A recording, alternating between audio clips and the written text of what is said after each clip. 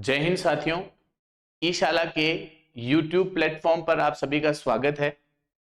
जैसा कि कल वाले लाइव सेशन में मैंने आपको ये कहा था कि आने वाले 3 संडे जो है उस प्रतिदिन आपको जो है यानी कि हर संडे के दिन जो है आपको BSTC का मैथ्स और रीजनिंग पर आधारित एक मॉडल पेपर मिलेगा। और उसी बात पर रहते हुए आज संडे है और आज जो है आपके लिए मैं फर्स्ट मॉडल पेपर लेके आया हूं BSTC के लिए, जो पूर्ण रूप से जो है वो मैथ्स और रीजनिंग पर आधारित है। जो पूर्ण रूप से जो है वो किस पर आधारित है? मैथ्स और रीजनिंग पर आधारित है। जैसा कि आप सामने स्क्रीन पर देख पा रहे हैं, अभी रीजनिंग और मैथ्स के ऊपर इस क्लास को लाने का सबसे मेन जो मोटो है वो ये है कि 28 अगस्त को आप सभी के लिए BSTC का एग्जाम है और काफी सारे स्टूडेंट जो हैं वो रीजनिंग और मैथ्स के पार्ट को छोड़कर राजस्थान के जीके पर या फिर शैक्षणिक अभियोग्यता पर या फिर जो है हिंदी और अंग्रेजी पर ज्यादा फोकस करते हैं।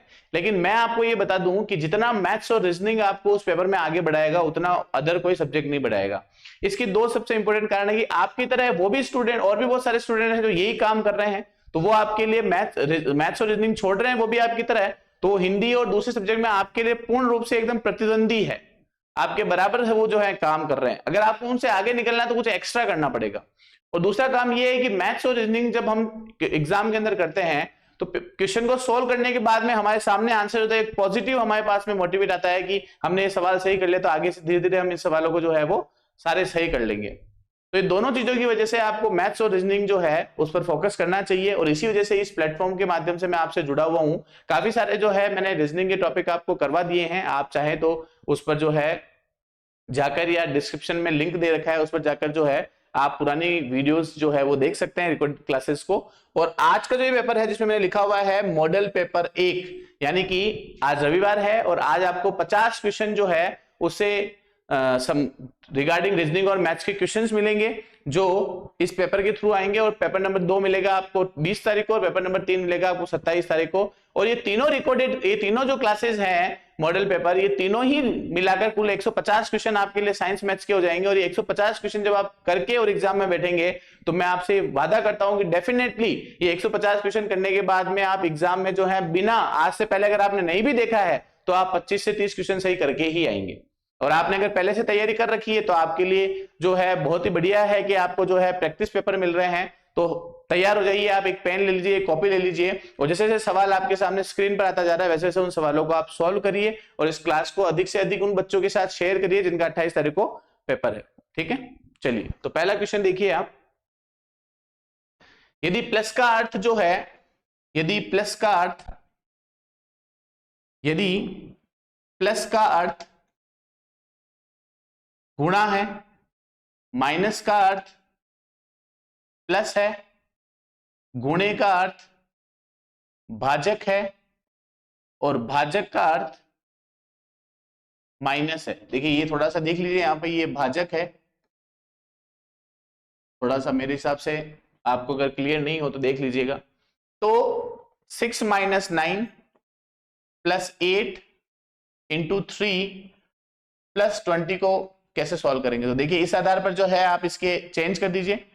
6 माइनस की जगह पे प्लस, 9 प्लस की जगह पे मल्टीप्लाई, इंटू 8 इंटू की जगह पे भाजक, 3 और प्लस की जगह पे माइनस, यानी भाजक की जगह पर माइनस, इंटू 3 भाजक 20 और भाजक की जगह पे क्या जाएगा? -20। चलिए इसको सॉल्व करेंगे तो ये 15 इंटू 6 प्लस, और आपको पता है कि हमेशा पहले बोर्ड मास के नियम के अकॉर्डिंग पहले आपका डिवाइड होगा, फिर मल्टीप्लाई होगा, फिर एडिशन होगा, फिर सब्ट्रैक्शन होगा। तो 9 इंटू 8 डिवाइड बाई 3 -20। तो देखिए 6 प्लस 8 9 72/3 -20। देखिए 6 प्लस 72 में 3 से डिवाइड करेंगे तो कितनी बार आएगा? ये 24 टाइम्स -20, 24 और 6 कितने हो जाएंगे? 30 -20, 30 में से 20 गए तो आंसर आपका आ गया 10। 10 देखिए कहां लिखा हुआ है, तो ये, तो ऑप्शन नंबर 2 आपका इसका सही जवाब है। चलिए नेक्स्ट क्वेश्चन देखिए, थोड़ी सी स्पीड रखेंगे क्योंकि 50 क्वेश्चन करने हैं, तो आप भी जो है साथ साथ में फटाफट जो इस क्वेश्चन को देखते जाइए। निम्न में से असंगत को ज्ञात कीजिए। तो देखिए निम्न में से असंगत क्या हो सकता है, तो असंगत को ज्ञात करने के लिए देखिए 7, 17, 27 और 37। अब आपको अच्छी तरह से पता है कि देखिए 7 जो है ये एक ऐसी संख्या है जिसमें या तो केवल 1 का भाग जाएगा या 7 का भाग जाएगा। 17 एक ऐसी संख्या है जिसमें सिर्फ 1 का भाग जाएगा या 17 का भाग जाएगा। 27 एक ऐसी संख्या है जिसमें 1 का भाग भी जाएगा, 3 का भाग भी जाएगा, 9 का भाग भी जाएगा और 27 का भाग भी जाएगा। और 37 एक ऐसी संख्या है जिसमें 1 का भाग जाएगा या 37 का भाग जाएगा। इसका मतलब 7, 17 और 27 ये तीनों अभाज्य संख्या हो गई। ये तीनों आपके लिए जो है वो अभाज्य संख्या हो गई, और साथ में जो है 27 जो है ये आपके लिए जो है एक तरह से विषम संख्या होगी। तो असंगत क्या हो जाएगा, तो 27 यहां पर क्या हो जाएगा, असंगत हो जाएगा। नेक्स्ट क्वेश्चन देखिए, जिस प्रकार 1 किलोग्राम 1 क्विंटल से संबंधित है उसी प्रकार 1 पैसा किससे संबंधित हो। देखिए 1 किलोग्राम और 1 क्विंटल, तो आपको अच्छी तरह से पता है कि 1 क्विंटल में 100 किलोग्राम होता है। तो उसी तरह से 1 रुपए में 100 पैसे होते हैं। उसी तरह से 1 रुपए में 100 पैसे होते हैं। तो आपका आंसर क्या हो जाएगा यहाँ पे कि 1 पैसा किससे संबंधित होगा, तो 1 रुपए से संबंधित होगा। 1 पैसा किससे संबंधित होगा, 1 रुपए से संबंधित होगा। नेक्स्ट क्वेश्चन देखिए, प्रश्नवाचक चिन्ह के स्थान पर आने वाला अंक ज्ञात करना है। तो देखिए बहुत ही शानदार सवाल है कि ये जो प्रश्नवाचक स्थान है इसकी जगह पर आपको जो है ये देखना है कि कौन सा अंक आएगा। तो देखिए करिए आप इस सवाल को। 10, 4, 2 क्वेश्चन मार्क, 5, 6, 14 क्वेश्चन मार्क, 17, 8 और 25।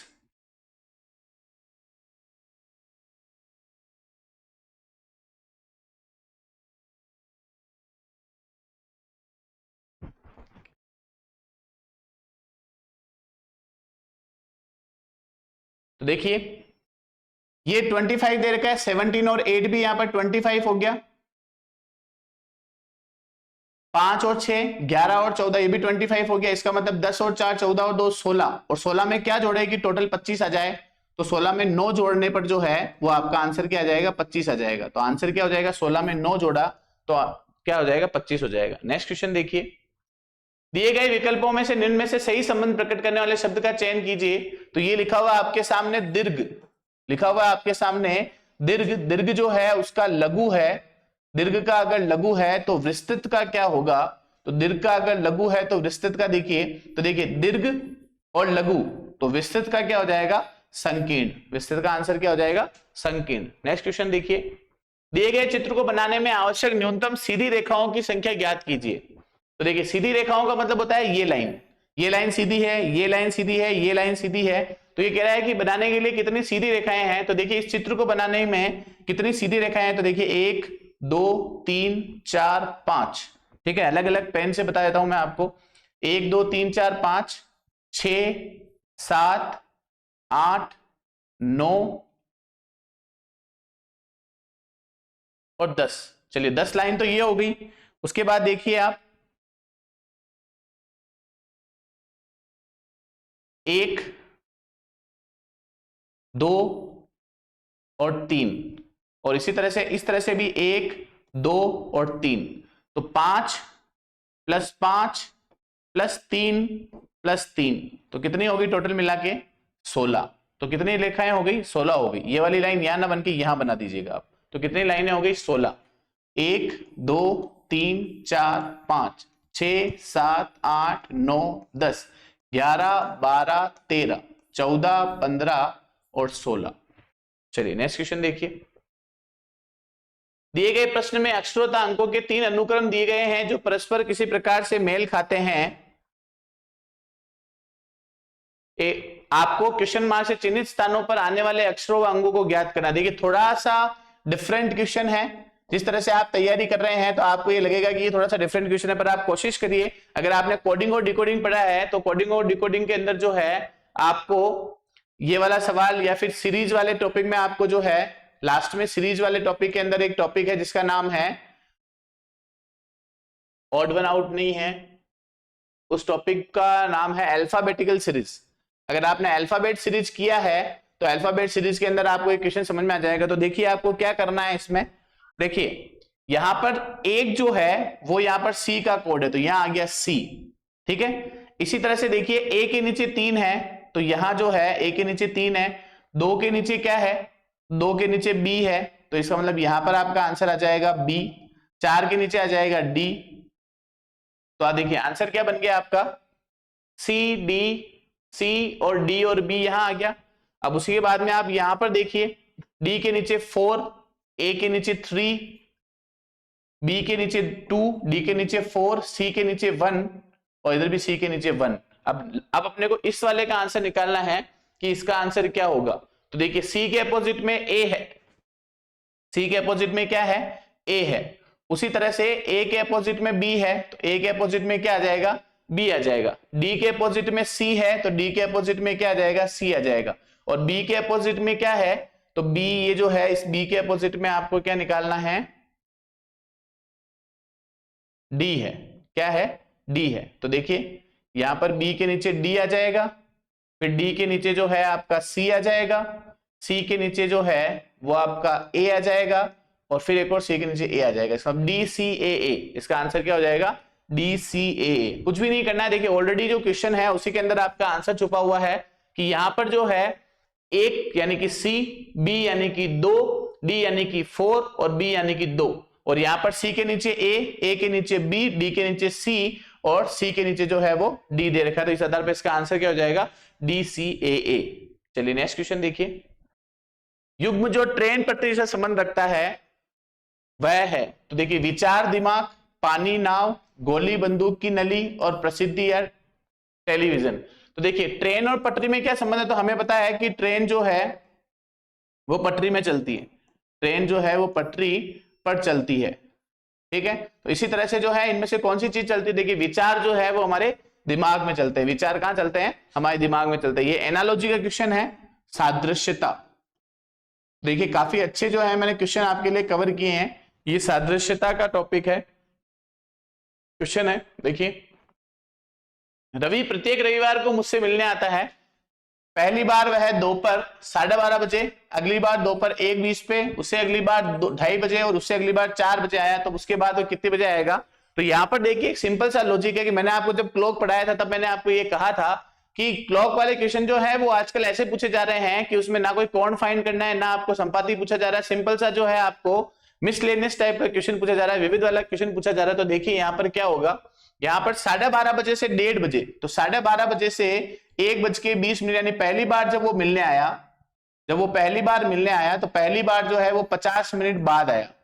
फिर उसके बाद में 12:30 बजे बाद दूसरी बार में 50 मिनट का डिफरेंस है, तीसरी बार वो 2:30 बजे आया, तो 1:20 और 2:30, 1:20 में से ये घटाएंगे तो आपका ये आ जाएगा आपका 1 घंटे 20 मिनट, यानी कि इसको आप 70 मिनट भी बोल सकते हैं। और अगली बार जब वो मिलने आया तो 4 बजे मिलने आया, तो 4 में से अगर अपन 2:30 निकालेंगे तो ये समथिंग आपकी या तो 1.5 घंटा हो जाएगा, या इसको आप बोल सकते हो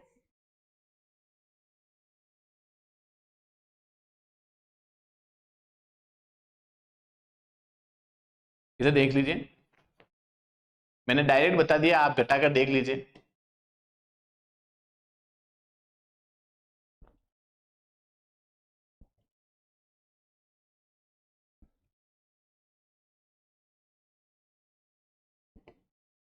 ठीक है, अब आप यहाँ पे देखना ये मिनट वाली जोड़ है, तो यहाँ पर ये 1 इधर आएगा तो ये 6 आएगा, 60 बनेगा। 1 घंटे में 60 मिनट होते हैं, तो 1 घंटा 30 मिनट, और 1 घंटे 30 मिनट को हम क्या लिख सकते हैं, 90 मिनट। तो देखिए पहली बार जब वो आया तो 50 मिनट देरी से आया, दूसरी बार में पहली बार 12:30 बजे, फिर दूसरी बार में 50 मिनट देरी से आया, तीसरी बार में 70 मिनट से देरी में आया, और चौथी बार में 90 मिनट में देरी से आया। तो देखिए एक सीक्वेंस चल रहा है, 20 + 20 70, 50 + 20 70, 70 + 20 90, और इसी तरह से आप इसमें वापस 20 जोड़ोगे तो ये कितना आ जाएगा, 110 मिनट आ जाएगा। और 110 मिनट का मतलब होता है 1 घंटा और 50 मिनट, 1 घंटा और 50 मिनट। तो 4 में आप क्या कर दीजिए, 1 घंटा और 50 मिनट जोड़ दीजिए, 4 में 1 घंटा और 50 मिनट जोड़ दीजिए।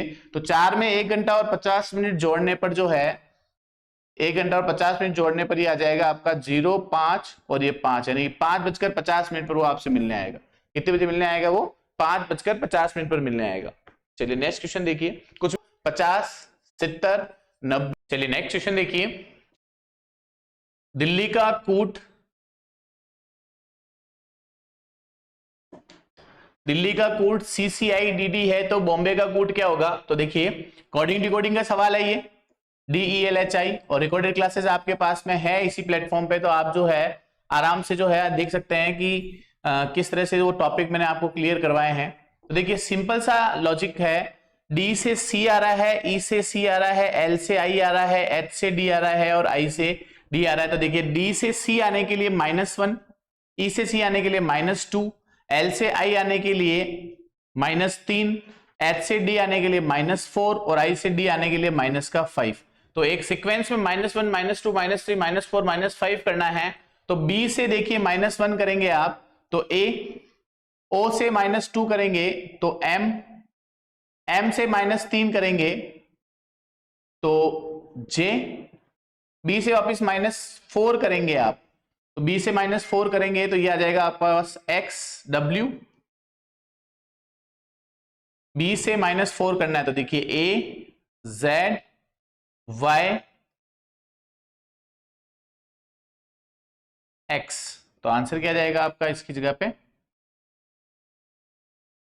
AMZX। तो देखिए किसमें आ रहा है AMJX। तो देखिए AMJX यानी ये वाला आंसर है। A से फिर आप वापस -5 करिए तो -5 करेंगे तो आ जाएगा आपका V, और Y से -6 करेंगे तो आ जाएगा S।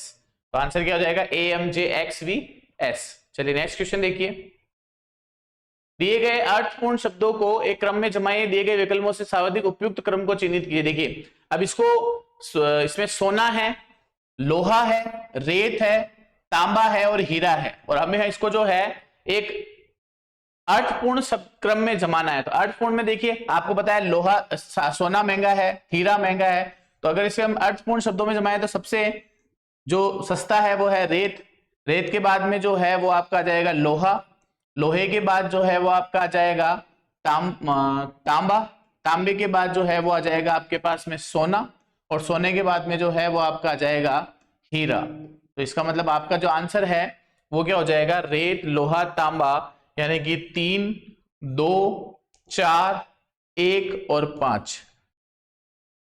3, 2, 4, 1 और 5। देखिए दोनों ऑप्शन है यहाँ पर, तो ध्यान रखना, ठीक है। 3, 2, 4, 1, 5 इसका आंसर है। चलिए नेक्स्ट क्वेश्चन देखिए, नेहा ने एक बिंदु X से सीधे बिंदु Y तक 50 मीटर की दूरी की। डायरेक्शन टॉपिक का क्वेश्चन, डायरेक्शन का टॉपिक का क्वेश्चन है ये, तो आप इसको जो है सॉल्व करके देखिए, दिशा वाला टॉपिक है। तो आप जो है अगर आपने सारी क्लासेस दे रखी है तो आराम से आप इसका आंसर निकाल लेंगे कि नेहा ने एक बिंदु X से, तो नेहा ने एक बिंदु X से सीधे बिंदु Y तक 50 मीटर की दूरी की, सीधे जो है बिंदु Y तक 50 मीटर की दूरी तय की। वह दाईं ओर मुड़ती है और 50 मीटर चलती है, तो ये देखिए यहां से दाईं ओर मुड़कर उसने फिर से 50 मीटर की दूरी तय करी।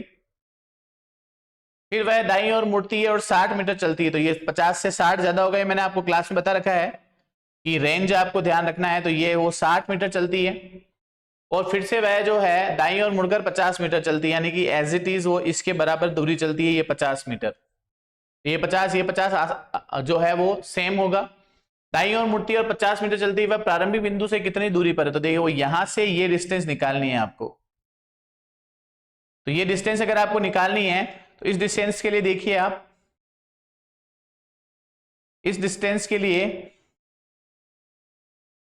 ये टोटल 60 है और ये है 50, तो इसका मतलब रेस्ट कितना बच गया 10। तो वह अपने बिंदु से जो है वो कितने मीटर की दूरी पर है 10 मीटर की दूरी पर है। आराम से देखिए 50 मीटर, फिर 50 मीटर, फिर 60 मीटर, फिर 50 मीटर, तो ये वाली डिस्टेंस कितनी हो जाएगी 10 मीटर हो जाएगी। नेक्स्ट क्वेश्चन देखो,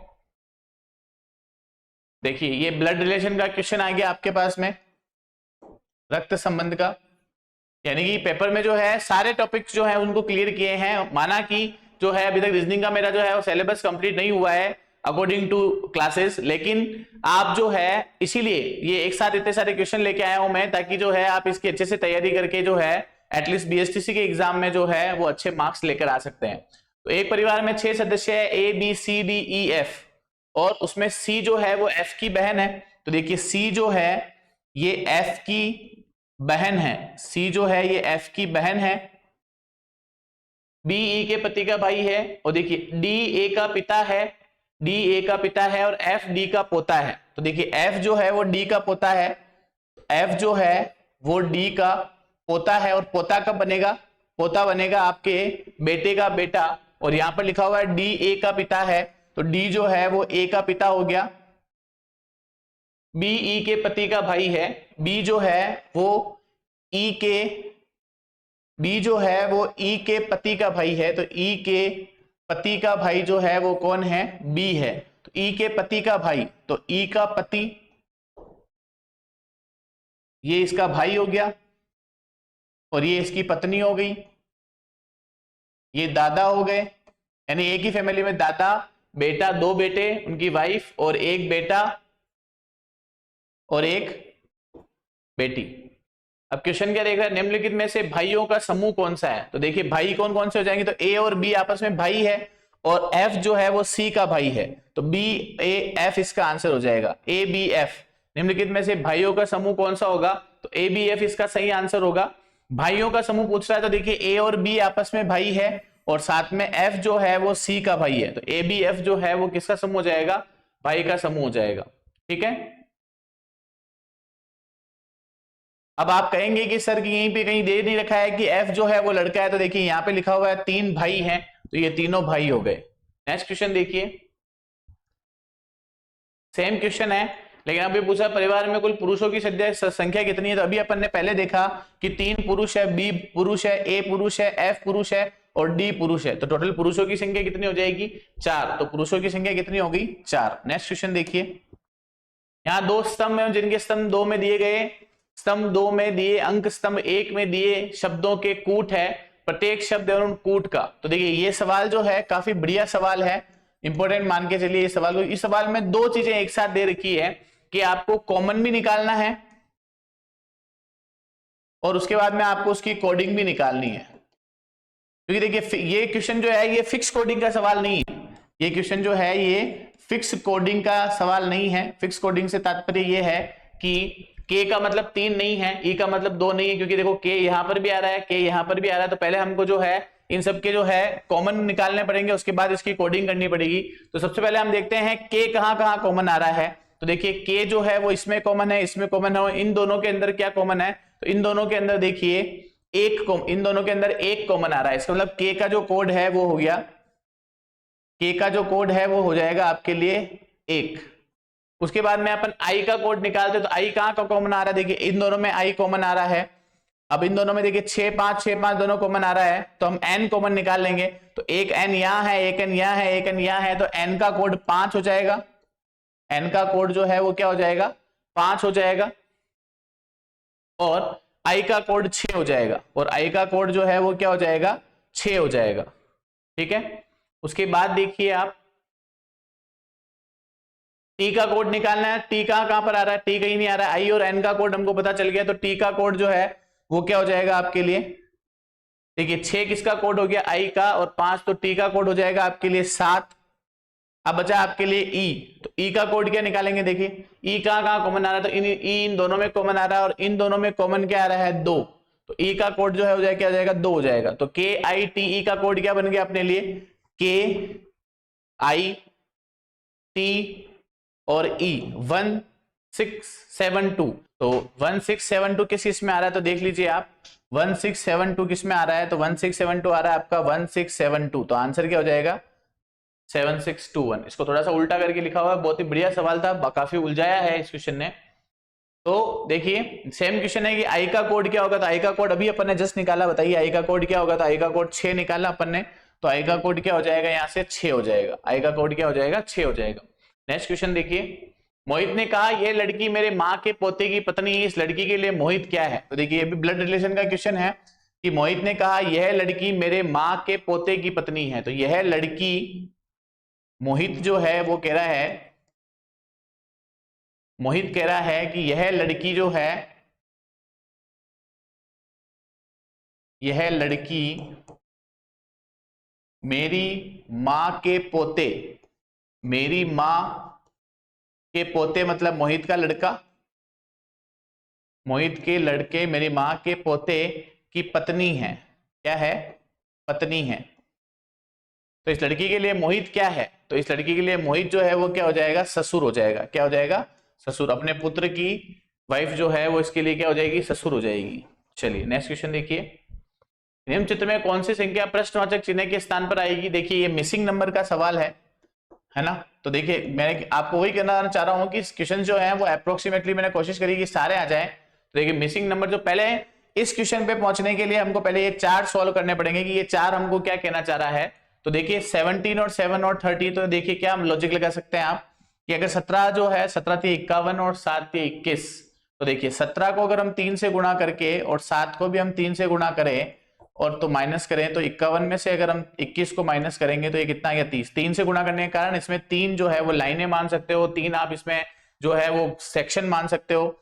फिर इसी तरह से 9 को गुणा करेंगे आप, तो 9 को 3 से गुणा किया 27, माइनस 3 को 1 से गुणा किया तो 27 में से जो है वो आपने 3 निकाला तो आंसर आ गया 24। चलिए सीक्वेंस बैठ गया है। इसी तरह से लास्ट वाला देखिए 13 को 3 से गुणा किया तो 39, 6 को 3 से गुणा किया 18, 39 में से आपके 18 गए तो आंसर क्या आ जाएगा 21। तो आंसर क्या आ जाएगा 21। तो इस जगह पर आंसर क्या आएगा आपका 21। 13 39, 6 18, तो 21 इसका आंसर आ जाएगा। क्या आ जाएगा 21।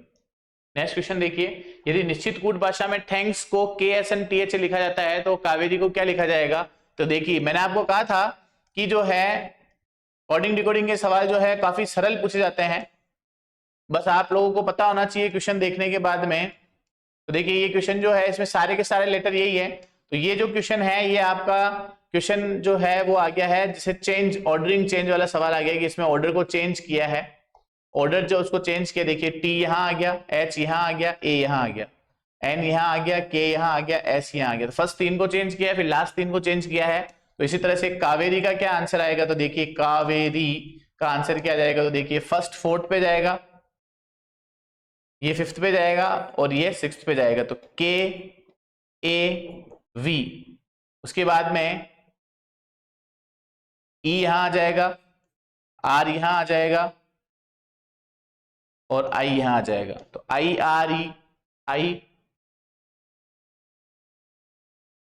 अच्छा सॉरी कावेरी को भी ये लिखा गया है IREKV। तो ये पूछ रहा है स्टूपिड को कैसे लिखा जाएगा।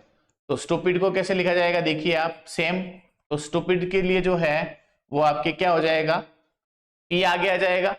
ठीक है, देखिए स्टूपिड में यहां पर हम लोगों ने क्या किया था, थैंक्स में अपन ने क्या किया था कि T को बाद में भेजा जा रहा है। तो सेम देखिए S यहाँ आ जाएगा, T यहाँ आ जाएगा, U यहाँ आ जाएगा, P यहाँ आ जाएगा, I यहाँ आ जाएगा और D यहाँ आ जाएगा। तो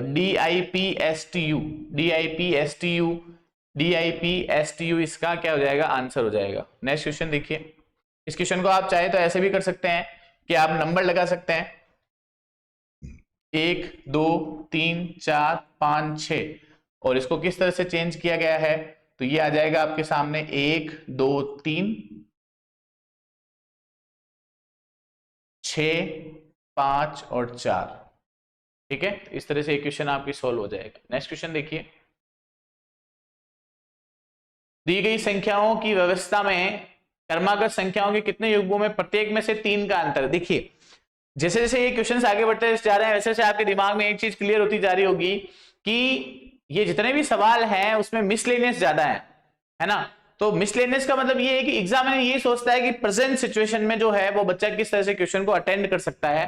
तो देखिए 3 का अंतर ये पूछ रहा है। तो देखिए 7 और 4 में 3 का अंतर है एक बार, फिर 5 और 8 में 3 का अंतर है 2 बार, फिर से 4 और 1 के बीच में 3 का अंतर है 3 बार, फिर उसके बाद में देखिए आप 2 3 3 7 7 4 में 3 का अंतर है यानी 4 बार, फिर 4 7 में 3 का अंतर है यानी कि 5 बार, फिर उसके बाद में 9 और 6 में 3 का अंतर है और फिर 6 और 3 में जो है वापिस 3 का अंतर है। तो इस कितनी बार हो गया टोटल 1 2 3 4 5 6 7 यानी टोटल 7 आंसर यानी कि कितनी बार क्रमांक संख्याओं में जो है वो 3 का अंतर कितनी बार है 7 बार। 7 में से 4 गए, 5 में से 8 गए, 4 में से 1 गया, 7 में से 4 गए, 4 में से 7 गए, 9 में से 6 गए, 6 में से 3 गए। चलिए नेक्स्ट क्वेश्चन देखिए, दिए गए देखिए त्रिभुजों की कुल संख्या ज्ञात करनी और ये जो क्वेश्चन है ये क्वेश्चन है आपका काउंटिंग फिगर। ये जो आपका क्वेश्चन है ये आएगा आपका काउंटिंग फिगर का सवाल है और इस काउंटिंग फिगर वाले क्वेश्चन में जो अंदर है आपको कुछ भी नहीं करना है। इसकी क्लास मैं अभी तक रिकॉर्डेड क्लास लेके नहीं आया हूं, लेकिन फिर भी मैं आपको बताता हूँ ये सवाल कैसे होगा। कुछ भी नहीं करना है, आपको जो है नंबर लिखने हैं यहाँ पर 1 2 3 4 5 6 7 8, फिर यहां लिखना है 1 और 2, फिर यहां लिखना है वापस 1 2 3 4 5 6 और 7। बस अब इन सबको आप आपस में जोड़ लीजिए जहां जहां पर भी आपने लिखी है। 1 2 3 3 3 6 4 10 5 15 6 21 7 28 और 8 36। 1 और 2 3, 1 और 2 3 3 6 4 10 5 15 15 और 6 21 21 और 7 28, और इन सबको आप आपस में काउंट करोगे तो देखिए 8 3 11 और 6 17, हासिल का 1 2 1 3 और 3 6 67, यानी टोटल ट्राइंगल इसमें कितने हो जाएंगे आपके 67 हो जाएंगे। कुछ भी नहीं करना है, नंबर लिखना है, उन सबको आपस में जोड़ना है। एडिशन, एडिशन पे ये देखिए 1 2 3 3 6 4 10 15 21 28 36, ये आ गया 1 1 2 3 और ये आ जाएगा 1 2 3 4 5 6 7 28। इन सबको जोड़ा तो आपका आंसर कितना आ जाएगा 67। नेक्स्ट क्वेश्चन देखिए, इसी में जो है आप जैसे कि ये क्वेश्चन मान के चलिए, ये क्वेश्चन बहुत बार पूछा जाता है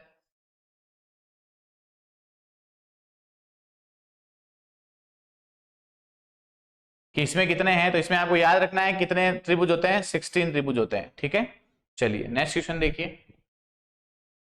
यहां पर एक क्वेश्चन दे रखा है कि 3 कल्पनाएं दी हुई है। कल्पनाएं, ये ध्यान रखना है, ये क्वेश्चन कल्पना पर आधारित है, और कल्पना वाले सवाल जो है उसमें आपको ये ध्यान रखना है कि आपको जो है किसी भी तरह की जो है उसमें जो है आपको इसी क्वेश्चन के बेस पे ही दिमाग लगाना है ना। अलग से ये नहीं सोचना कि ऐसा हो सकता है ऐसा नहीं हो सकता है, सिर्फ कल्पना पर आधारित है। आप कथन दे रखा है कि इस पुस्तक को इस प्रकार से बनाया गया कि एक साधारण व्यक्ति भी एक अध्यापक की अनुपस्थिति में, इस पुस्तक को इस प्रकार से बनाया गया है कि साधारण व्यक्ति जो है वो अध्यापक की अनुपस्थिति में विज्ञान का अध्ययन कर सकता है। तो अध्यापक की अनुपस्थिति में विज्ञान के अध्ययन कर सकता है, तो अब आप सोचिए कि पुस्तक का स्टैंडर्ड या जो है इजी टू हार्ड है इस तरह से रखा हुआ कि कभी कभी जो है वो अगर टीचर ना भी हो तो उसकी उपस्थिति में साधारण व्यक्ति उसको पढ़ सकता है। तो निष्कर्ष देखिए, इसके पहला निष्कर्ष है कि एक साधारण व्यक्ति की इच्छा है कि वह बिना अध्यापक के विज्ञान पढ़े। तो देखिए इच्छा, वापस मैंने वही कहा, अपना कल्पना और इच्छा दोनों अलग अलग है। एक साधारण व्यक्ति की इच्छा है कि वह बिना अध्यापक के विज्ञान पढ़े। ठीक है, तो ये तो सवाल ही नहीं होता है कि इस कथन का इस पे कोई रिलेशन बन रहा है। विज्ञान पढ़ने के लिए अध्यापक शायद सदैव उपलब्ध नहीं हो, तो इसीलिए इसको ऐसा बनाया गया है कि अनुपस्थिति में। तो ये सही है, एक साधारण व्यक्ति स्वयं विज्ञान पढ़ने में कठिनाई का अनुभव करता है, बिल्कुल सही है, क्योंकि उसके लिए अध्यापक की जरूरत है। तो आंसर क्या हो जाएगा इसका कि केवल जो है वो 2 या 3 अंतर्निहित है, केवल 2 या 3 अंतर्निहित है। ये वाला गलत हो जाएगा, क्योंकि यहाँ पर जो है हम लोग ये नहीं करें कि हम अध्यापक की बिना पढ़े, लेकिन इस कथन के अकॉर्डिंग जो है एक विज्ञान पढ़ने के लिए अध्यापक जो है वो सदैव उपलब्ध नहीं रहे, या अध्यापक की जरूरत क्यों पड़ती है, क्योंकि कहीं ना कहीं जो है वो क्या होती है, कठिनाई होती है। चलिए नेक्स्ट क्वेश्चन देखिए। कमल जो है वो सबसे अधिक उम्र का है, नवीन सबसे अधिक उम्र का नहीं है, और जीनू सबसे युवा नहीं है। और आपसे क्वेश्चन पूछा गया है कि कौन सबसे युवा है, तो कमल तो अधिक उम्र का है, जीनू युवा नहीं है, तो सीधा सीधा आंसर क्या हो जाएगा कि नवीन जो है ये क्या है, सबसे युवा है। एक निश्चित कूट भाषा में सी इज डीप का मतलब, शी इज डीप का मतलब, शी इज डीप का मतलब 246 है। स्काई इज ब्लू का मतलब, स्काई इज ब्लू का मतलब 148 है। और सी लुक्स ब्लू, सी लुक्स ब्लू जो है इसका अर्थ है 689। इस पर आधारित प्रश्नों के उत्तर दीजिए। तो कौन सी संख्या में जो है डीप का कूट है, तो अब आप देखिए सबसे इंपॉर्टेंट चीज कि यहां पर कौन कौन कॉमन आया। तो देखिए यहां सी कॉमन है, और सी कहां कॉमन है, यहां। तो इन दोनों में कौन सा वर्ड कॉमन आया, तो देखिए 6 कॉमन आ रहा है। तो सी का कोड जो है वो आपके लिए हो गया 6। कोडिंग डिकोडिंग में क्वेश्चन करवा रखा है मैंने आपको, तो रिकॉर्डेड क्लास दे सकते हैं आप। उसके बाद में देखिए ब्लू जो है इन दोनों में कॉमन आ रहा है, तो ब्लू के लिए क्या कोड हो जाएगा, 8 कोड हो जाएगा। तो ब्लू के लिए जो है वो कोड क्या हो जाएगा आपका 8 हो जाएगा। तो 6 हो गया, 8 हो गया। तो आपको क्या पूछा गया है, डीप, और डीप का है यहाँ पे। तो इसका कोड देखिए, इस दोनों में कॉमन क्या आ रहा है, तो इसका कोड क्या हो जाएगा, तो इन 246 और 148 में क्या कॉमन आ रहा है, तो देखिए 4 कॉमन आ रहा है, तो इसका कोड क्या हो जाएगा 4। तो देखिए सी का जो कोड है वो हो गया आपके लिए 6, इसका कोड हो गया 4, तो डीप का कोड क्या हो जाएगा 2। तो आंसर क्या हो जाएगा 2। ठीक है, आपको कहीं ना कहीं प्रैक्टिस करनी पड़ेगी, क्लासेस देखनी पड़ेगी। जो आपका कोडिंग डिकोडिंग का जो फर्स्ट टॉपिक है रिकॉर्डेड क्लासेस में, उसमें मैंने आपको बता रखा है कि इस तरह से क्वेश्चंस को कैसे सॉल्व करना है। तो देखिए नेक्स्ट क्वेश्चन देखिए, कौन सी संख्या लुक्स का कोड है। लुक्स का कोड अभी मैंने आपके सामने निकाला कि लुक्स कहां लिखा हुआ है, देखिए ये लिखा हुआ है। अब देखिए सी का कोड 6 है, ब्लू का कोड जो है वो 8 है, ठीक है। तो लुक्स का कोड क्या हो गया 9, तो लुक्स का कोड क्या हो जाएगा 9। निम्न चित्र में ऐसी कौन सी संख्याएं हैं जो दी गई आकृतियों में केवल एक ही आकृति में स्थित हैं। तो देखिए ये आपका वेन डायग्राम जो है, उसमें वेन डायग्राम के अंदर जो है ये लॉजिकल वेन डायग्राम का सवाल है, लॉजिकल वेन डायग्राम का क्वेश्चन है ये। और लॉजिकल वेन डायग्राम के क्वेश्चन में क्वेश्चन आपसे पूछा गया है कि निम्न में से ऐसी कौन सी संख्या है जो दी गई आकृतियों में केवल एक ही आकृति में स्थित है। तो देखिए यहां से 2, यहां से 1 और यहां से 9, तो 1 2 9, 1 2 9 इसका आपका आंसर हो जाएगा, जो केवल एक ही आकृति में है। तो देखिए तो 2 केवल इसमें है, 3 तो इसमें भी है और इसमें भी है, तो इस वजह से 2 इधर 1 और इधर 9। चलिए नेक्स्ट क्वेश्चन देखिए आप। नीचे दिए गए अभिकथन तथा कारण के लिए दिए गए विकल्पों में सही का चुनाव कीजिए। पहला कथन दे रखा है टीके बीमारियों को रोकते हैं, और कारण दे रखा है टीके बच्चों को दिए जाने चाहिए। बिल्कुल टीके बीमारियों को रोकते हैं, ये सही बात है, और बच्चों को ही दिए जाने चाहिए। तो आपको पता है जैसे बच्चा पैदा होता है तो उनके जो है वो अलग अलग टाइप के टीके लगते हैं। बीसीजी का टीका लगता है, डीपीटी का टीका लगता है, हीमोफीलिया का टीका लगता है, ठीक है। तो देखिए इधर कारण दे रखा है, कथन दे रखा है, तो देखिए कथन और कारण दोनों ही सही है। कथन और कारण क्या है, दोनों ही सही है कि टीके बीमारी को रोकते हैं और टीके बच्चों को दिए जाने चाहिए। तो आर जो है वो एक ही क्या कर रहा है, सही व्याख्या कर रहा है। तो नेक्स्ट क्वेश्चन देखिए आप। देखिए ये आ गया आपके आकृति पे सवाल, फिगर पे। नीचे दिए गए प्रश्न में 4 आकृतियां दी गई है, जिनमें से 3 आकृतियां किसी प्रकार समान है एवं एक आकृति जो है वो अलग है, तो अलग आकृति छाटी है। तो देखिए ये यहाँ पर ये गोल आ गया, फिर अगर इसको मैंने इस तरह से चेंज किया तो ये यहां आ गया। अब देखिए यहां पर जो है ये वाली आकृति जो है वो इसके, ये तीनों आकृतियां सेम है, ये थोड़ी सी उल्टी दिख रही है, क्योंकि यहां पर जो है जिस तरफ देखिए एनवेलप का मुंह है ये वाला, वहां पर प्लस आ रहा है। ये देखिए एनवेलप का मुंह है, वहां प्लस आ रहा है, यहाँ एनवेलप का मुंह है, ये प्लस आ रहा है, लेकिन यहाँ एनवेलप पे जो है वो क्या आ गया, गोला आ गया, इसलिए ये जो है वो क्या है, भिन्न आकृति है। दिए गए प्रश्न में कुछ कथन और उनके पश्चात कुछ निष्कर्ष दिए गए हैं। तो देखिए पहला क्वेश्चन ये आपका सिलोजिज्म का सवाल है, सिलोजिज्म का सवाल है ये टॉपिक भी अभी तक बाकी है हम लोगों का।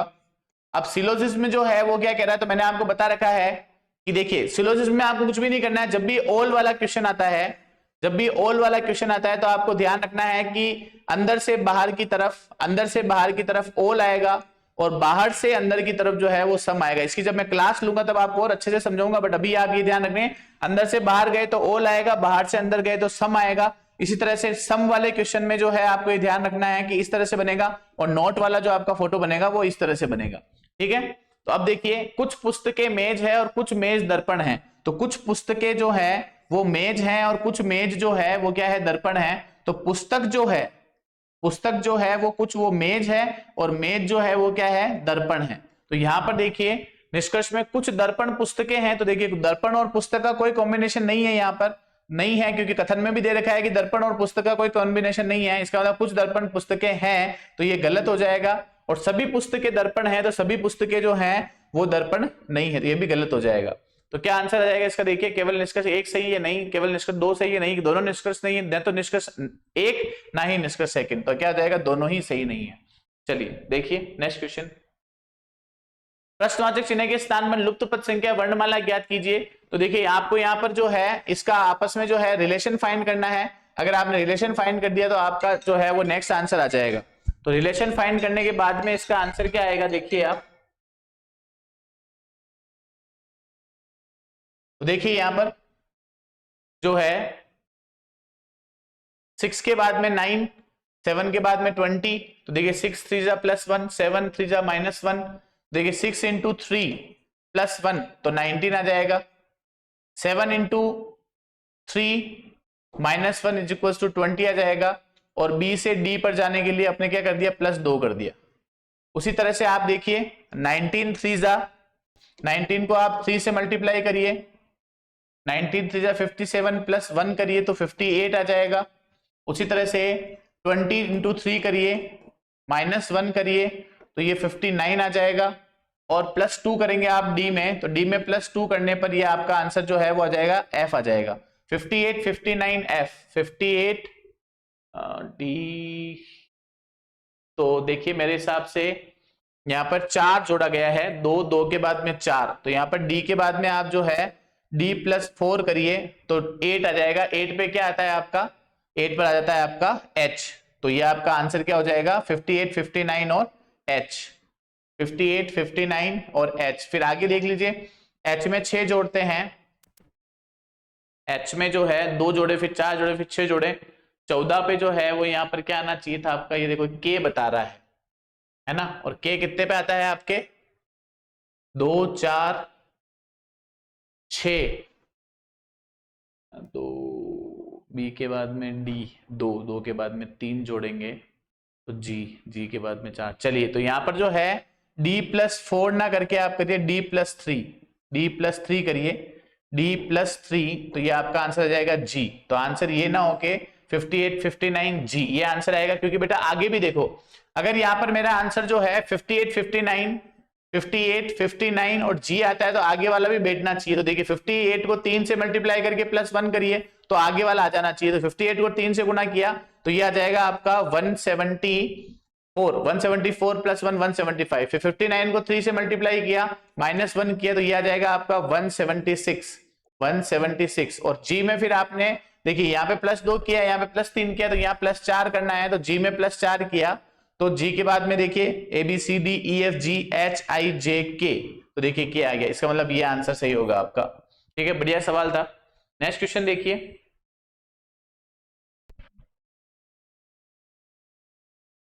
निम्न सूचनाएं सावधानी पूर्वक पढ़िए और इन प्रश्नों का उत्तर दीजिए। ABCD और ये 5 भाई है। A B से उम्र में दुगना है, C B से उम्र में आधा है, A की उम्र E से आधी है, C D से उम्र में दुगना है, तो A छोटा है। तो देखिए बहुत ही बढ़िया सवाल है, और ये क्वेश्चन जो है आपका रैंकिंग या ऑर्डरिंग के अंदर आता है, जो हमारी क्लास अब आपको इस वीक में मिलेगी। A B से उम्र में दुगना है, तो A जो है वो B से उम्र में दुगना है, तो ये 2 हो गया। C B से उम्र में आधा है, तो C जो है वो B से उम्र में आधा है, तो C जो है वो B से उम्र में आधा बोलिए, या फिर ये बोलिए कि B जो है वो C से दुगना है, C जो है वो B से दुगना है, तो चाहे फिर आप इसको ऐसे बोलिए B = 2C।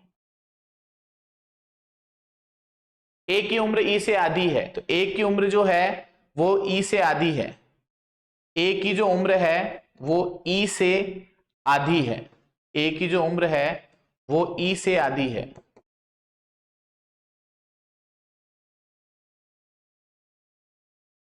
C D से उम्र में दुगना है, C जो है वो D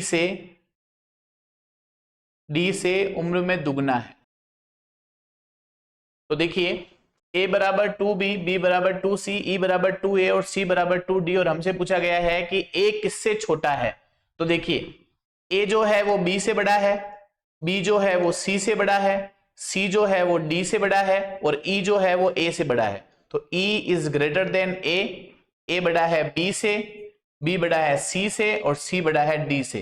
तो आंसर क्या आ जाएगा, A जो है वो किससे छोटा है, A जो है वो E से छोटा है। ठीक है, चलिए नेक्स्ट क्वेश्चन देखिए आप। ABCD और ये 5 भाई, ये सेम क्वेश्चन है, और आपसे पूछा गया यदि B की आयु 16 वर्ष है तो D की आयु क्या होगी। तो B की 16 वर्ष है तो D की क्या निकलेगी। तो देखिए इधर B की आयु जो है वो 16 वर्ष है, और आपसे पूछिए D की आयु कितनी होगी। तो देखिए B की अगर 16 वर्ष है तो C की कितनी हो जाएगी, B की अगर 16 वर्ष है तो C की हो जाएगी 8, 8 दूना 16, और अगर C की उम्र 8 है तो D की कितनी हो जाएगी 4, 4 दूना 8, 8 दूना 16। तो आंसर क्या हो जाएगा D की। क्वेश्चन देखो कितना आसान है, B 16 का है और C से जस्ट दुगना, तो B 16 का है तो C 8 का, और C 8 का है तो D 4 का। तो आंसर क्या हो जाएगा आपका इसका, D की उम्र कितनी वर्ष हो जाएगी, 4 वर्ष हो जाएगी। नेक्स्ट क्वेश्चन देखिए, ABCD 5 भाई है, इसमें से सबसे छोटा कौन है। तो सबसे छोटा अभी अपन ने निकाला कि सबसे छोटा कौन है इसमें D, तो D जो है वो क्या हो जाएगा, सबसे छोटा हो जाएगा। सबसे छोटा कौन हो जाएगा, D हो जाएगा। नेक्स्ट क्वेश्चन देखो, असंगत को छांटना है, तो देखिए कैसे छाटेंगे। CQBN PRMN PQXZ ABDF, तो देखिए ये डिफरेंट है, क्योंकि इसके अंदर एक वोवेल आ रहा है, स्वर आ रहा है, ठीक है। बाकी सब में जो है ये भी व्यंजन है, ये भी व्यंजन है और ये भी व्यंजन है, ठीक है। चलिए नेक्स्ट क्वेश्चन देखिए।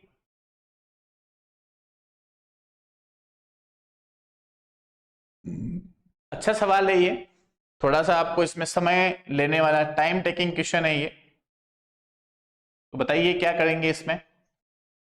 1 2 3 कथन दिए हैं आपको और ये कह रहा है कि कौन सा कथन जो है वो प्रश्न का उत्तर देने के लिए आवश्यक नहीं है, इसलिए उन्हें छोड़ सकते हैं। तो स्नान करके फर्श को ढकने के लिए कितनी टॉवल्स की आवश्यकता होगी। तो एक तो ये बता रहा है फर्श का क्षेत्रफल जो है वो 400 वर्ग मीटर है। फर्श का जो क्षेत्रफल है वो 400 वर्ग मीटर है और प्रत्येक टाइल का माप जो है वो 10 × 20 सेंटीमीटर में, और सेंटीमीटर में है तो इसको मीटर में बदलने के लिए हम 100 का भाग देंगे। सेंटीमीटर को मीटर में बदलने के लिए हम किसका भाग देंगे, 100 का भाग देंगे।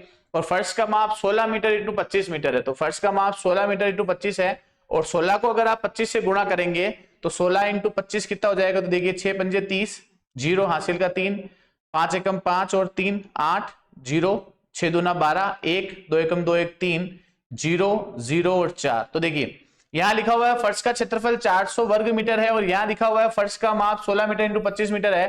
तो कितने टाइल्स की आवश्यकता होगी ये निकालने के लिए हम ये दो कथन से ही इसका आंसर निकाल सकते हैं, तीसरे की जरूरत नहीं है। तो यहां पर लिखा है कथन 1 या 3 में से किसी एक को हटा सकते हैं। आपको सॉल्व करने की भी जरूरत नहीं है, आपको सिर्फ ये देखना है कि किसकी जरूरत नहीं है, कौन डबल बार है। तो पहला और तीसरा इन दोनों का जो मतलब है वो एक ही है। इसमें 400 दे रखा है और इसमें आपको दे रखा है 16 × 25। तो 1 या 3 दोनों में से अपन किसी एक को हटा सकते हैं। नेक्स्ट क्वेश्चन देखिए।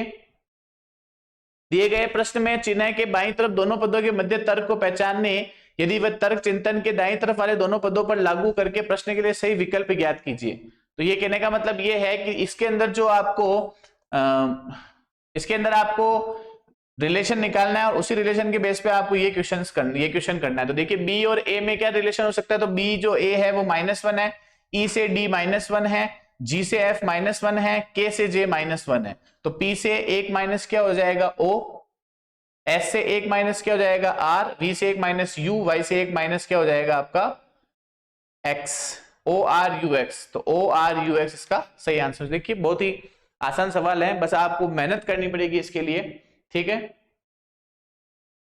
चलिए दिए गए अक्षर तथा संख्या पर आधारित अनुक्रम के प्रश्न का उत्तर दीजिए।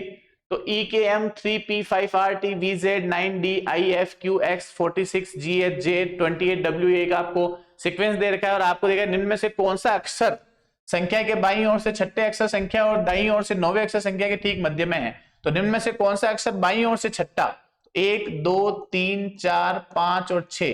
तो ये छठे अक्षर 5 से ये बाईं ओर, उसके बाद में दाईं ओर से 9वां, 1 2 3 4 5 6 7 8 9। तो ये दाईं ओर से जो है वो आपका 9वां। पीछे कितने बचे देखिए, 1 2 3 4 5 6 7 8 और 9 बच रहे हैं। तो ठीक मध्य में, तो देखिए 9 में 2 का भाग देंगे तो 4 4 आ जाएंगे। तो 1 2 3 4 1 2 3 4। तो ठीक मध्य में कौन बैठा है, 9 बैठा है। ठीक मध्य में कौन बैठा है, 9 बैठा है। 6 इधर छोड़ दीजिए, 9 उधर छोड़ दीजिए, पीछे बचे 9, 9 में से 4 इधर 4 इधर। तो ठीक बीच में कौन बैठा हुआ है, 9 बैठा हुआ है। नेक्स्ट क्वेश्चन देखिए, ये देखिए ये आपका सिटिंग अरेंजमेंट का क्वेश्चन आ गया है। सिटिंग अरेंजमेंट का क्वेश्चन है ये।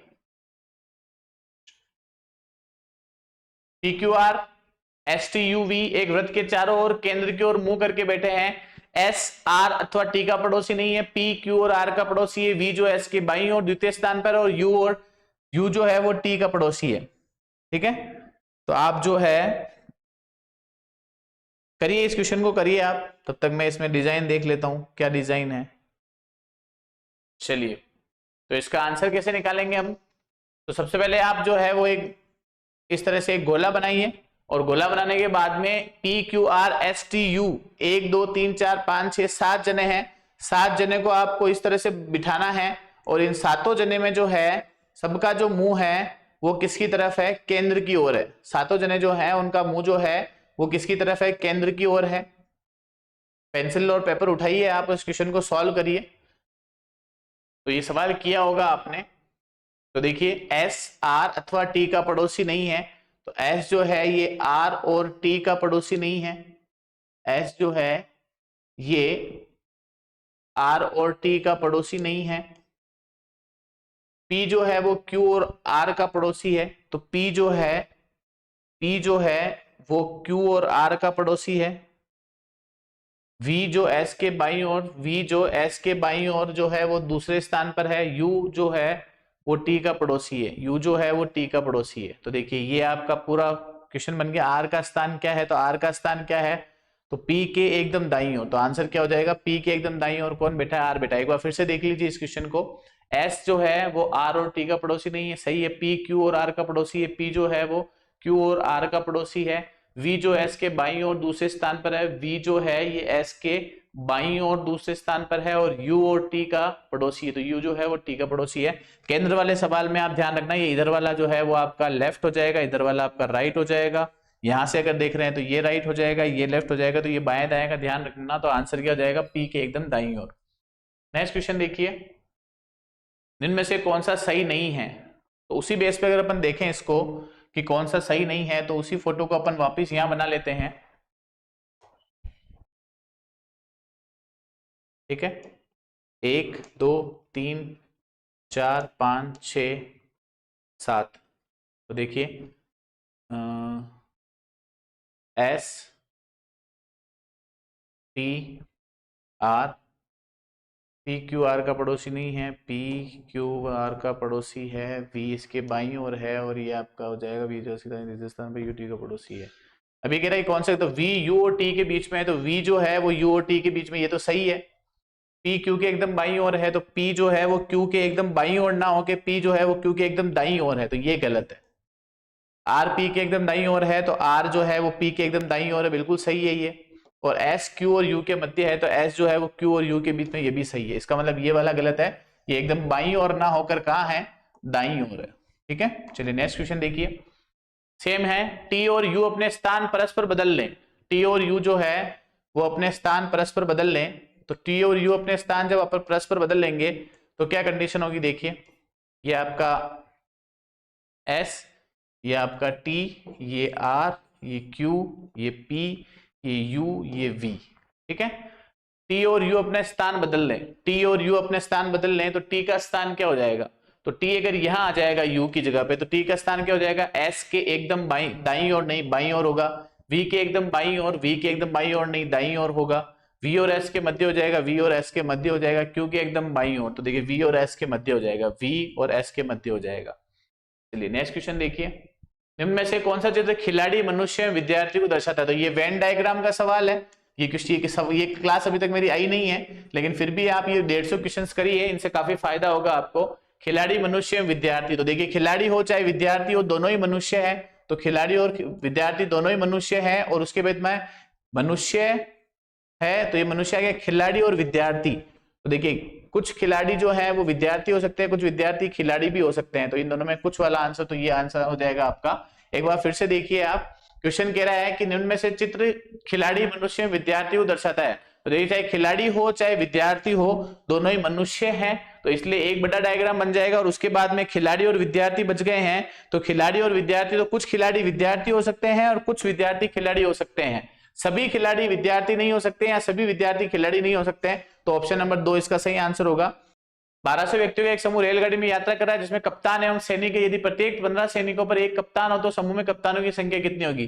तो देखिए 1200 टोटल है, 15 तो सैनिक और 15 सैनिक पर एक कप्तान है, तो 15 तो सैनिक प्लस एक कप्तान, यानी टोटल 16 जने हैं। तो कप्तानों की संख्या निकालेंगे, 1200 टोटल है और 1200 में से आप देखिए 15 सैनिकों पर एक कप्तान है, तो समूह में कप्तानों की संख्या कितनी है? तो अब देखिए 15 तो सैनिक है और उसमें एक कप्तान है, तो कप्तानों की संख्या कैसे निकालेंगे? तो 1200 में अगर हम 16 का भाग दे देंगे, तो 1200 में 16 का भाग कितनी बार जाएगा? 16, यानी इसको काट दीजिए आप 4 से, तो 4 तिये 12 और 4 चौक 16, यानी कि 300 में 4 का भाग देना है, 300 में 4 का भाग दिया तो ये आ जाएगा 75। तो इसमें कप्तानों की संख्या कितनी हो जाएगी? 75। ये आपका लॉजिकल वेन डायग्राम का क्वेश्चन है। और लॉजिकल वेन डायग्राम क्या कहता है? लॉजिकल वेन डायग्राम कहता है कि इनमें से अपने को कॉमन निकालना है। ऐसा एक सवाल पहले भी आ गया है। तो देखिए ये जो गोल वाला है ये क्रिकेट को दर्शा रहा है, ट्राइंगल जो है ये कबड्डी को दर्शा रहा है, और स्क्वायर जो है ये फुटबॉल को दर्शा रहा है। कितने खिलाड़ी क्रिकेट और फुटबॉल नहीं खेलते हैं? तो कितने खिलाड़ी जो है वो क्रिकेट और फुटबॉल नहीं खेलते हैं? तो देखिए क्रिकेट का गोल बना हुआ है, फुटबॉल का जो है वो स्क्वायर बना हुआ है। तो कितने खिलाड़ी जो है वो क्रिकेट और फुटबॉल नहीं खेलते हैं?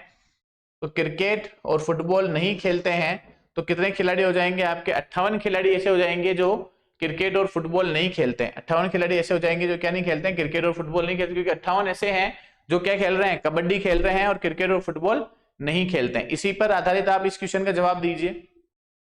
कितने खिलाड़ी केवल एक खेल खेलते हैं? तो देखिए यहां से 58, यहां से 72 और यहां से 80। ठीक है, तो ये 0 1 6 7 13, 13 और 8 21, तो 210 खिलाड़ी जो है वो केवल एक खेल खेलते हैं।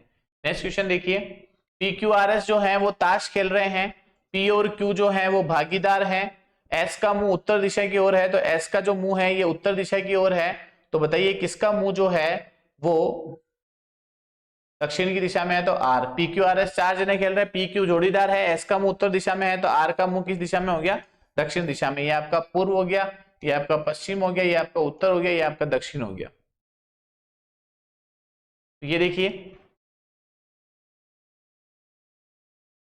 ये भी आपका जो है वो काउंट मिसिंग नंबर का क्वेश्चन है, मिसिंग नंबर का सवाल है ये। और इस मिसिंग नंबर के आधार पर देखिए आप, ये 769,543 इसको माइनस करेंगे तो आंसर आ जाएगा 226। इसी तरह से 523 और में से 349 माइनस करेंगे तो आंसर आ जाएगा 174।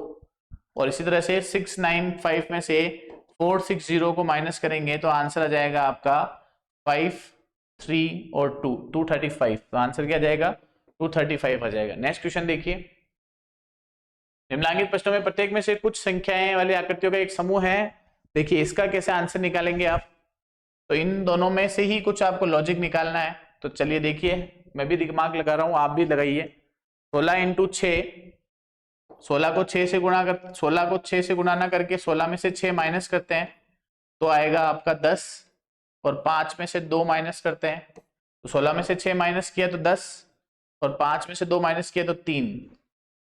अब 10 और 3 का ऐसा कैसे? तो 10 का स्क्वायर कितना होता है? 100, और 3 का स्क्वायर होता है 9। इन दोनों को जोड़ा तो 109 आ गया। चलिए ये हो जाएगा आंसर। 22 और 15 को घटाइए आप, तो 22 में से आप 15 को घटाएंगे तो आएंगे 7, और 7 का स्क्वायर कितना होता है? 49, प्लस 21 में से 19 गए तो कितने बचे?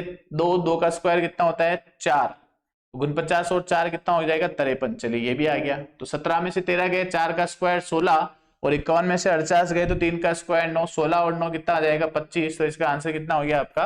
25। चलिए नेक्स्ट क्वेश्चन देखिए। तो देखिए इन 50 सवालों में आप ये देखिए कि मैंने संभवतः कोशिश करी कि पूरी रीजनिंग जो है इसके अंदर कवर हो जाए। ठीक है, नेक्स्ट संडे के दिन जो है वो आपको ऐसे ही 50 क्वेश्चन मिलेंगे, लेकिन उनका लेवल थोड़ा सा और अच्छा होगा। ये आज अपनी जो है बीएसएससी मॉडल पेपर की फर्स्ट क्लास थी। आप अधिक से अधिक इसको शेयर करिए, क्योंकि आपके पास में सिर्फ जो है 8 से 15 दिन और है, और मैं ये चाहता हूं कि जिस तरह से मैं आपके लिए मेहनत कर रहा हूं, इतने अच्छे सवाल आपके लिए लेके आया हूं, जो आगे अभी 100 सवाल और करने वाले हैं। तो आप जो है अपनी कमर जो है वो कस ले इन 15 दिनों में, क्योंकि 12th के बाद में जो है आप लोगों के लिए रीजनिंग एक नया सब्जेक्ट है। आर्ट्स वाले बच्चों के लिए तो बहुत ज्यादा दिक्कत है, क्योंकि उन्होंने साइंस नहीं ली है। तो इसी वजह से जो है आप रीजनिंग को ना छोड़े, मेरे साथ जुड़े रहें। ईशाला के इस प्लेटफॉर्म पर आपको आगे से आगे क्लासेस मिलती रहेगी। जो टॉपिक आपको समझ में नहीं आ रहा है उसके लिए आप पहले मेरे से रिकॉर्डिंग क्लासेस देख सकते हैं, और जो टॉपिक आप मैंने नहीं पढ़ाया है और उसमें से अगर कोई दिक्कत है तो आप कमेंट बॉक्स में जो है दे सकते हैं कि सर इस वाले टॉपिक को आप पढ़ाइए, हमें इसके सवाल करने हैं। बाकी आप इस क्लास को जो है लाइक करिए, शेयर करिए, सब्सक्राइब करिए, क्योंकि मैं आपके लिए बहुत मेहनत कर रहा हूं। तो आप भी जो है आगे से आगे इस क्लास को बढ़ाइए। ठीक है, आज के लिए इतना ही। जय हिंद।